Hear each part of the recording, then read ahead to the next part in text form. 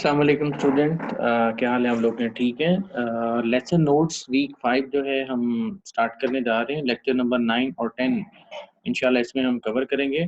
और इससे पहले जो हमारी डिस्कशन रही है वो चैप्टर 1 और चैप्टर 2, और चैप्टर 2 में जो लास्ट हमारा लेसन था वीक 4, उसमें फाइनेंशियल मार्केट के बारे में आप लोगों ने डिस्कस किया था। ठीक है, तो बहरहाल अब तक हम थ्योरेटिकल पोर्शन डिस्कस कर रहे थे, बट अब जो है टाइम वैल्यू ऑफ मनी एक इम्पॉर्टेंट चैप्टर फाइनेंस के पॉइंट ऑफ व्यू से, और ख़ास तौर पर जब हम फाइनेंसिंग की एलिमेंट की बात करते हैं, फाइनेंशियल डिसीजंस की बात करते हैं, तो ऐसे लोग जिनको फाइनेंस को अंडरस्टैंड करना है, तो उनको टाइम वैल्यू ऑफ मनी को अंडरस्टैंड करना लाजमी है। ऐसा ही नहीं है सिर्फ फाइनेंशियल मैनेजर को, कोई भी आप छोटी से छोटी इन्वेस्टमेंट अगर करना चाह रहे हैं तो उसमें जो है आपको टाइम वैल्यू ऑफ मनी को जो है अंडरस्टैंड करना लाजमी होता है। तो हमारे जो लर्निंग ऑब्जेक्ट्स हैं, ठीक है जी, उसमें हमने किन किन चीज़ों को कवर करेंगे इसमें। First thing is that we understand what is the mean by the time value of money, क्या इसकी इंपॉर्टेंस है, time value of money concept है क्या चीज़, ठीक है, इसको अंडरस्टैंड करेंगे। सेकंड जो है इंटरेस्ट रेट, इंटरेस्ट के बारे में आप लोगों ने सुना होगा। तो दो किस्म के इंटरेस्ट होते हैं जो कि हम लर्न करते हैं। एक को हम सिंपल इंटरेस्ट का नाम देते हैं, दूसरे को हम कंपाउंड इंटरेस्ट। इन दोनों में डिफरेंस क्या है, इनकी क्या डेफिनेशंस हैं, ये हमारा लर्निंग ऑब्जेक्ट्स है। और उसके बाद जो है understanding the relationship between the present and future value. देखिए, behalf of your interest rate हमें कैलकुलेट करना सीखना है कि जो प्रेजेंट वैल्यू है वो है क्या चीज़ और कैसे कैलकुलेट की जा सकती है, और इसी तरह से जो आपकी फ्यूचर वैल्यू है वो क्या चीज़ होती है और उसको हम कैसे कैलकुलेट कर सकते हैं। ठीक है, तो फोर्थ हमारा जो लर्निंग ऑब्जेक्ट्स होगा उसमें जो है हम बात कर लेंगे कि how describe how the interest rate is can be use to adjust the value of cash flow. हमारा जो इंटरेस्ट रेट है वो किस तरह से यूज होता है कोई भी हमारी कैश फ्लो है उसको एडजस्ट करने में, वो बेशक फॉरवर्ड हो या फिर बैकवर्ड। आई मीन के behalf of this interest rate if you want to calculate your future value it will be considered as a forward. ठीक है, आई मीन फ्यूचर वैल्यू। ठीक है, और अब बैकवर्ड मीन के फ्यूचर वैल्यू का पता है बट यू कम बैक, ठीक है, कि प्रेजेंट टाइम पे आना चाह रहे हैं, तो वो भी इसी इंटरेस्ट रेट जिसको फिर हम डिस्काउंट रेट का नाम दे देंगे। ठीक है ये वही इंटरेस्ट रेट लेकिन हम इसको फिर डिस्काउंट रेट का नाम दे देंगे। तो उसके बिहाफ पे हम क्या कर लेंगे, एक सिंगल पॉइंट, ठीक है, एक सिंगल पॉइंट पे रहते हुए जो है हम फॉरवर्ड और बैकवर्ड वैल्यूज को कैलकुलेट कर सकेंगे, जो कि लास्ट हमारा लर्निंग ऑब्जेक्ट्स है। ठीक हो गया जी, बहुत इंपॉर्टेंट चैप्टर, जैसे मैंने पहले बात की, चैप्टर नंबर 3 आपकी बुक में अवेलेबल है, financial fundamental of financial management. जो बुक आपको मैंने अपलोड की है उसको ओपन करें और उसका चैप्टर नंबर 3 रीड करें। बहुत इंपॉर्टेंट है ताकि आपको अच्छे तरीके से जो है इसकी समझ आ जाए। और इसके जो कंटेंट्स हैं नॉर्मल, जैसे मैं पहले बात कर रहा था कि many businesses decision personal as well as businesses involve in time value of considerations. ठीक है, और ये लाजमी है, हर बिजनेस जो है टाइम वैल्यू ऑफ मनी और उसकी जो इम्पोर्टेंट है उसकी कंसिडरेशन में इन्वॉल्व होता है बिजनेस डिसीजन में। In this section we learn that the objects of management should be maximize shareholder wealth and that is a depend on a part on the time of cash flow, timing of the cash flow। ठीक है, अगर आप wealth को maximize कर रहे हैं तो how it possible आपके जो भी प्रोजेक्ट्स हैं उनका टाइमली कैश फ्लो अगर रिसीव होगा, रिटर्न आपको मिलेगा, then you can be successful in your aim. ठीक है, and you will never really understand the finance with until you understand the time value of money। जैसे मैंने आपको पहले कहा था इंपॉर्टेंट है, तो यहाँ पे इस चीज़ की आप बात कर समझ लें कि आप विदाउट फाइनेंस जो है, आई मीन कि अगर time value of without time value of money को अंडरस्टैंड के बगैर you can not understand the concept of finance। ठीक है, although the discussion that follow cannot avoid being the mathematical in nature, we focus only a handful of a formula so that you can be easily grasp the fundamental of the financial time value of money। ठीक है, तो again आपको जो है just एक mathematically terms को use करते हुए जो है हम इस जो है आपको मैं ये समझाऊंगा इसका। ठीक है, तो चलें जी, हमारा जो है अभी टाइम वैल्यू ऑफ मनी है क्या, फर्स्ट ऑब्जेक्ट्स की तरफ हम आ जाते हैं। ठीक है, और फर्स्ट सब्जेक्ट्स में हमने बच्चों जो बात करनी है, मेन हमारी अंडरस्टैंडिंग जो है वो यही कि हम टाइम वैल्यू ऑफ मनी को अंडरस्टैंड कर लें। ठीक है जी, पहले ही आपसे क्वेश्चन है, ये देखें ज़रा, अपने क्वेश्चन का पहले आंसर दें। टाइम वैल्यू ऑफ मनी को अंडरस्टैंड करने के लिए which would you prefer 10,000 today और 10,000 इन 5 years। जी, आपसे अगर ये क्वेश्चन पूछा जाए कि आप किस चीज़ को प्रेफर करेंगे, 10,000 टुडे और 10,000 इन 5 year, सेम अमाउंट है 10,000 कोई अगर आपको आज मिल रहे हैं तो उसकी क्या वो उसको आप प्रेफर करेंगे या वही 10,000 आपको आफ्टर 5 year मिले? तो आंसर भी दिया हुआ है ऑब्वियसली 10,000 टुडे। अच्छा, आप लोगों ने भी माइंड में अगर सोच रखा था आज का तो it is a correct answer, but right now हमें ये देखना है कि व्हाई यू से कि यार हमें आज ही 10,000 चाहिए। डिफरेंट इसमें जो है हमारे कॉन्सेप्ट आते हैं। एक तो ये है कि आज अगर 10,000 हमें मिल जाता है तो उसको हम कहीं इन्वेस्ट कर देंगे, ठीक है, और उससे हमें एनुअली कुछ ना कुछ अगर प्रॉफिट मिलता है तो आफ्टर 5 year वो हमारा अच्छा खासा प्रॉफिट हो जाएगा, ठीक है। एक तो ये कॉन्सेप्ट है नॉर्मल, ठीक है। दूसरा ये है, अगर हम जस्ट इस चीज़ को देखें जो कि मेन यहाँ पे समझाने के लिए एग्जांपल दी गई है कि 10,000 टुडे एंड 10,000 इन 5 year। ये जो 5 year है इट रिप्रेजेंट द टाइम।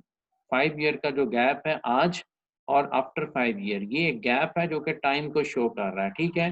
तो देखें आज जो 10,000 आपको मिले और वही 10,000 आपको 5 साल बाद मिले, क्या ये टाइम गुजरने के साथ वो 10,000 की जो वैल्यू है सेम रहेगी? हमने इस चीज़ को अंडरस्टैंड करना है। देखें, आप लोगों को आइडिया होगा कि देखें इसका answer you already recognize that there is a time value of money, ठीक है। चलें, अब बात मैं ये करना चाह रहा था कि डिफरेंट एस्पेक्ट्स में हम लोग डिस्कस करते आए हैं कि यार इन्फ्लेशन रेट के बारे में आपने सुना होगा कि कोई भी कंट्री है और ख़ास तौर पे आप लोग पाकिस्तान के जो हालात हैं उसमें तो हमें पता ही है जो इन्फ्लेशन का रेट्स है वो आए दिन जो है उसमें कितने परसेंटेज जो है इंक्रीज होता आ रहा है, ठीक है।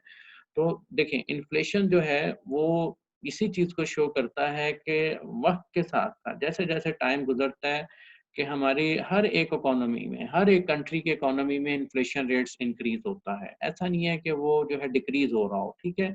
यहाँ पे मैं कोई डॉलर्स की बात नहीं कर रहा कि डॉलर्स की कीमत बढ़ रही है तो आप कह दें कि हमारे यहाँ महंगाई भी बढ़ रही है। नहीं, मैं ओवरऑल बात कर रहा हूँ कि जो इन्फ्लेशन रेट्स होता है, चीज़ों की कीमतों में जो इज़ाफ़ा हो रहा होता है, उसमें डिफरेंट फैक्टर्स इन्वॉल्व हो रहे होते हैं, ठीक है? उन फैक्टर्स के बिहाफ़ पे सिंपली अगर हम बात करें इन्फ्लेशन रेट्स की कि कितना इन्फ्लेशन हाई हुआ है, 4%, 5%, 10%, वो सिर्फ़ यही बात है। आप देखें, आप अगर पिछले 2 साल में चले जाएँ, आप अब तो माशाल्लाह 7th सेमेस्टर में हैं, लास्ट सेमेस्टर है, ठीक है? तो पिछले 2 सालों में आप आपकी जो पॉकेट मनी आपको घर से मिलती थी, ठीक है? लेट्स सपोज़ मैं कहता हूँ मंथली आप जो है 10,000 ही अपने घर से लेते थे, ठीक है? और उस 10,000 से लास्ट 2 इयर्स, ठीक है? बिफोर लास्ट 2 इयर्स आप उसमें अपना गुज़ारा करते थे, ठीक है? अब वही अगर 10,000 आपको मिलते हैं, सेम अमाउंट, ठीक है?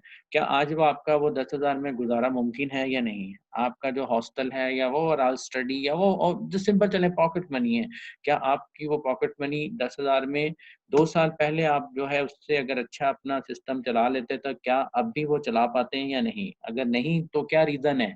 आप अभी आई मीन कि कोई जॉब भी नहीं कर रहे, वही अमाउंट है लेकिन क्या रीज़न है?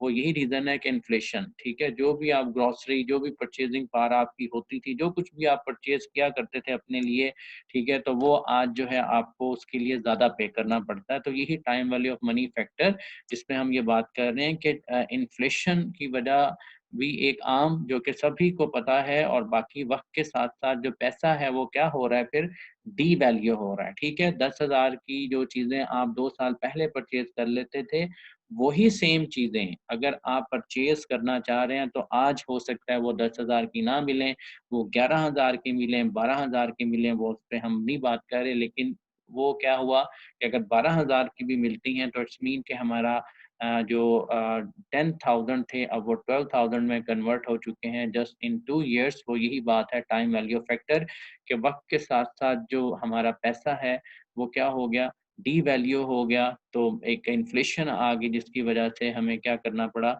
हमें ज़्यादा पे करना पड़ा, ठीक है? तो अब हम अगर बात करें कि कौन-सी ऐसी वजह है, किस तरह से इसको हम कैलकुलेट करते हैं, देखें। The immediate receipt of 10,000 provide us with the opportunity to put our money to work and earn interest. जैसे पहले मैंने बात की थी कि सिंपल अगर 10,000 टुडे हमें मिल जाता है, एक तो ये फैक्टर है, ठीक है? और दूसरा फैक्टर क्या है, in other word in which all cash flow are certain, the rate of interest can be used to express the value of money as We will soon discover the rate of interest will allow us to adjust the value of cash flow, whether they occur at a particular point of time. Given this ability, we will able to answer more difficult questions such as which would you prefer 10,000 today or a 20,000 10 years from today.